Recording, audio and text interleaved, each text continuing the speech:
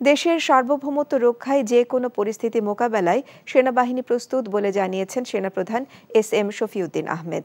দুপুরে শরীয়তপুরে জাজিরায় সেনাবাহিনী ৯ পদাতিক ডিভিশনের তত্ত্বাবধানে শেখ রাসেল সেনানিবাসে ১২৯ ব্রিগেড কোম্পানির পতাকা উত্তোলন অনুষ্ঠানে যোগ দিয়ে এসব বলেন সেনাপ্রধান। তিনি বলেন, আমরা শান্তি চাই, কারো সাথে যুদ্ধ চাই না। সেনাবাহিনীর ঊর্ধ্বতন কর্মকর্তারা এ সময় উপস্থিত ছিলেন। অনুষ্ঠান শেষে সেনাবাহিনীর চত্বরে একটি গাছের চারা রোপণও করেন সেনাপ্রধান এস.এম. শফিউদ্দিন আহমেদ। আমরা বলেছি যে আমাদের শত্রু আক্রমণ করব, এ বিষয়ে কোনো সন্দেহ নাই। বর্ডারে কিছু বর্ডার ভায়োলেশন, এটা কিন্তু আমাদের ওখানে বর্ডার গার্ড আছে, আমাদের কোস্ট গার্ড আছে, তারা বিষয়টা সম্পূর্ণ তদারকি করছে। আমরা কিন্তু খুব প্রস্তুত আছি, যদি এর চেয়ে লেভেল অন্যদিকে যায় তার সমুচিত ব্যবস্থা আমরা নিব।